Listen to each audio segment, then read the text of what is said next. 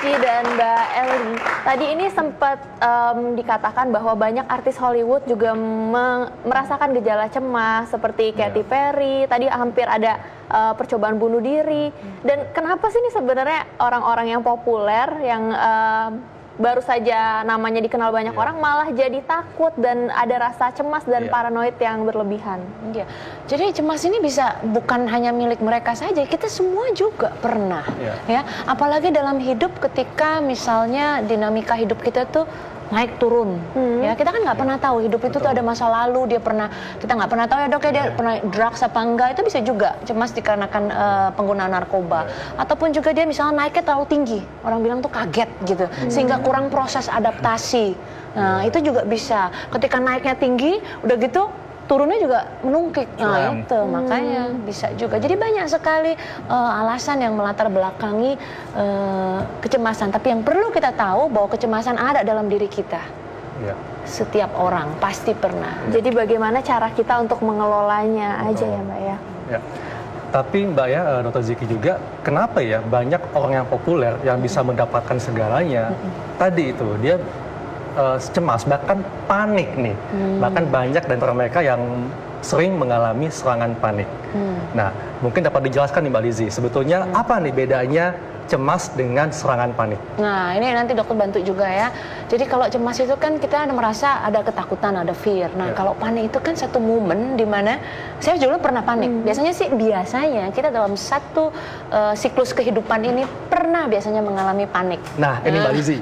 Ini panik yang dialami Mbak Lizzy, ini panik biasa atau serangan panik? Karena kan beda dok, Mbak ya? Kalau saya waktu itu serangan panik. Serangan panik.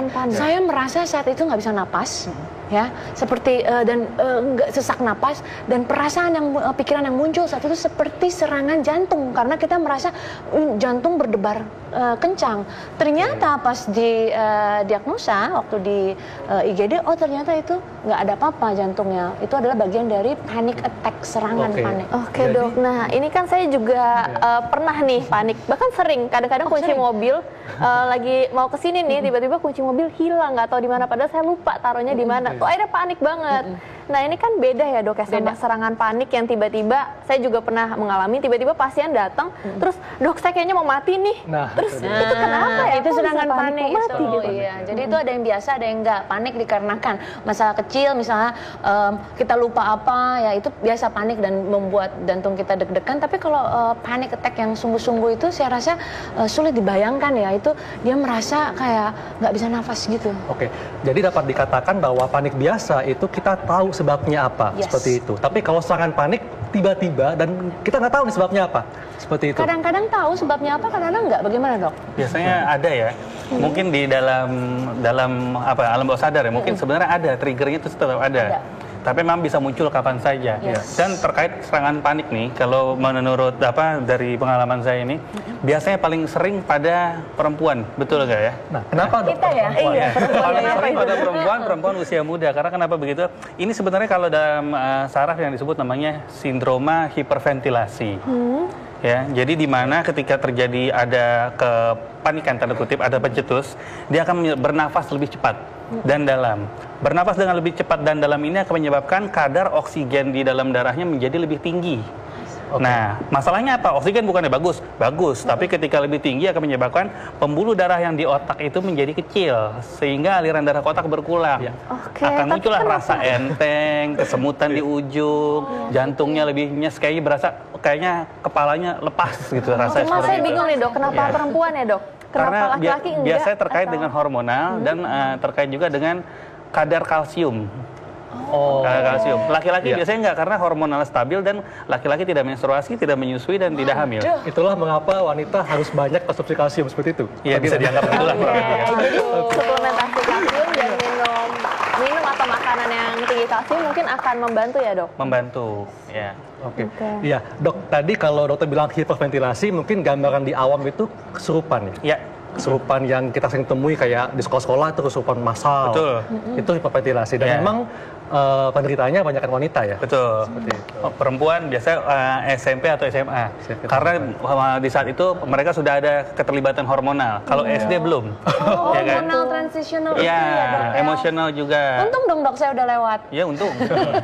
Kita juga nggak pernah lihat kan seorang perkumpulan ibu-ibu kesurupan, nggak pernah kan? Karena hormonal relatif udah lebih stabil. Ya. Iya, nih Mbak Lizzy, kalau kita bicara tentang serangan panik, tadi bisa timbul kapan saja, dan kadang tidak terkait dengan situasi yang dialami. Misalnya nih, ketika sedang ketemu teman di swalayan, lagi ngobrol asik, tiba-tiba, wah, merasa kayak mau ada serangan jantung, tiba-tiba masa ketakutan, seperti ini, serangan panik berarti ya, seperti itu. Nah, Dr. Ziki, apakah ada penyakit yang gejalanya seperti serangan panik? Seperti kalau untuk serangan panik biasanya enggak ya. Artinya gini, kalau memang dia ada gangguan jantung betul memang bisa gitu kan ya.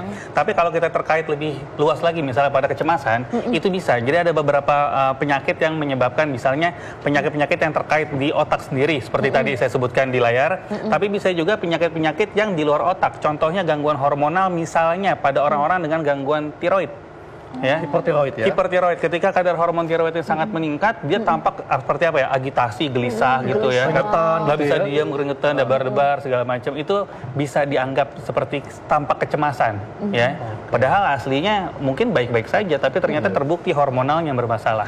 Dok, kalau misalnya perempuan, sorry ya, saya jadi tanya karena ini bicara dengan hormonal, perempuan itu kan ada siklus menstruasi, iya kan ya. Kadang-kadang H-1 dia merasa lebih intens dari hari-hari yang lain. Itu mungkin nggak? Ini lebih intens, lebih sensitif kah? Lebih sensitif, lebih emosional, agitated, cepat marah, cepat sedih. Karena saya dalam hidup juga pasti pernah dalam satu titik PMS itu mungkin saya juga kurang kalsium saat itu dan sebagainya, sehingga jantung lebih berdebar-debar begitu dan lebih cemas, lebih worry. Kita punya pemikiran tuh agak tidak bisa berpikir dengan jernih. Itu bisa juga hormonal. Bisa, sangat mungkin. Oke, masih soal gejalanya nih dok. Apakah identik dan selalu dengan dekat dengan sakit jantung seperti berdebar-debar dok? Bukan seperti itu sebenarnya. Tapi yang paling sering kena memang adalah saraf-saraf otonom ya. Jadi saraf-saraf otonom adalah saraf yang tidak bisa dikendalikan. Dan yang paling menakutkan tuh apa biasanya kan? Biasanya adalah serangan jantung. Contoh yang nggak bisa dikendalikan selain jantung apa? Pencernaan dan keringat. Nah itu, makanya itu yang sering muncul. Kan kita nggak mungkin akan berpikir, hayo saya mau keringetan, nggak pernah kan? Keringat muncul sendiri, ya kan? Ayo jantungnya perlambat sedikit, nggak mungkin. Ya. Itulah suatu yang mempunyai otonomi, makanya disebut saraf otonom. Tapi dok tahu nggak ngomong-ngomong soal jantung, tadi kan dokter kan bilang ya kalau kita lagi panik kan memang benar. Pertama kali itu kan jantung berdebar, ya itu kadang-kadang sulit sekali. Tapi nanti saya mau berbagi juga sama dokter, ternyata bisa loh kita kontrol. Sekarang aja gimana Ini bagaimana cara untuk menangani serangan panik ya atau bukan cemas? Cuma panik dan cemas dalam segala hal. Ini bisa dipraktekkan oleh para pemirsa di rumah ataupun di studio. Mudah sekali kapanpun dan dimanapun Anda bisa melakukan. Ya. Pertama, ini disebut... Penonton ikut semuanya ya? Ya, ikut semuanya ya, ikut semua. Kalau saya bilang tutup mata ya. Ini sambil duduk biasa seperti ini bisa. Nah, oke, saya akan bina. Jadi ini disebut dengan pranayana. Pranayana adalah mengontrol pernafasan. Kenapa? Karena ketika kita mengontrol pernafasan dan oksigen yang masuk dan keluar dengan teratur, otomatis nanti detak jantung kita dan juga proses biokimia juga akan lebih stabil.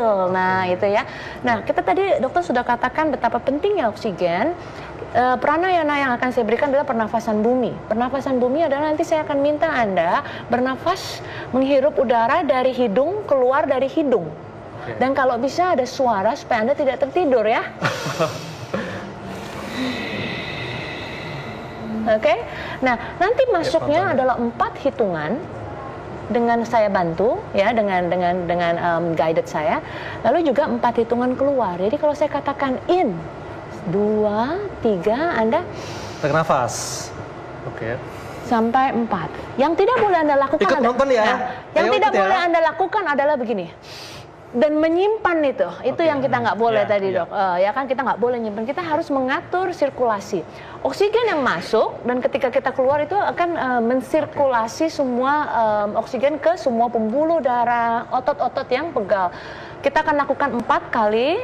Sekarang Anda posisi di rumah, yang ada di rumah silakan posisi. Kalau ada di sofa silakan duduk. Kita tidak tegak, tapi kita akan nyender, relax. Sekarang semua relax. Dokter Haikal nyender aja, dokter. Nggak apa-apa ya. Oke. Kamu juga sayang. Oke ya. Kemudian Mbak. Kamu jangan ya yang di studio nanti kamu ngejengkang. Kamu nggak ada belakang soalnya, jangan kamu jomplang nanti ya. Pokoknya santai Mbak posisinya ya. Santai banget. Santai. Close your eyes.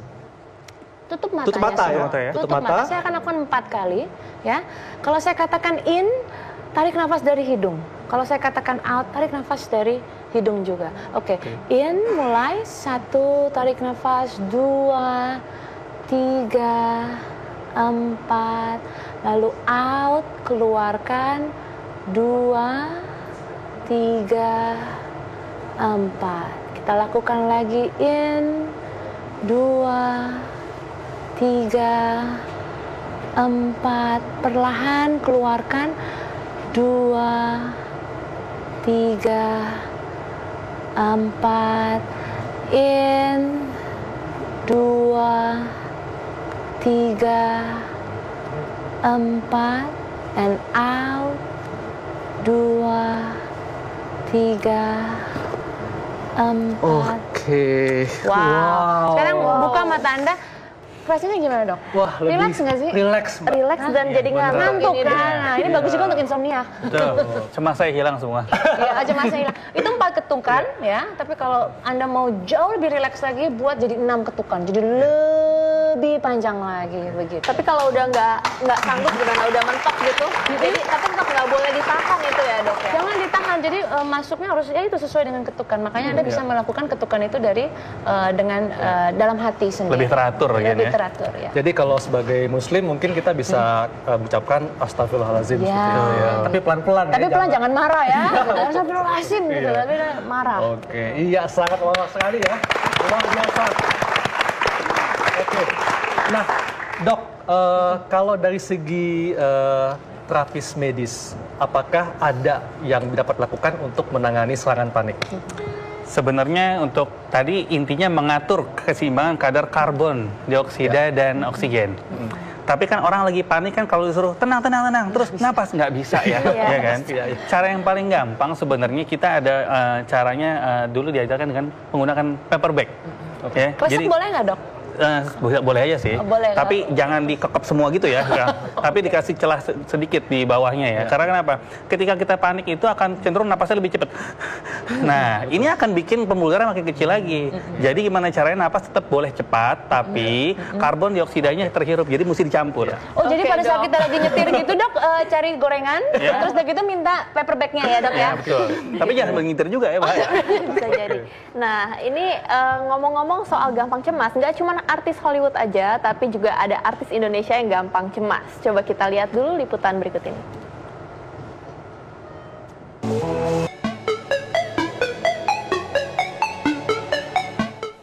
Hai Dok, boleh nanya nggak gimana sih cara ngatasin apa ya kalau lagi panik itu gampang jadi emosi.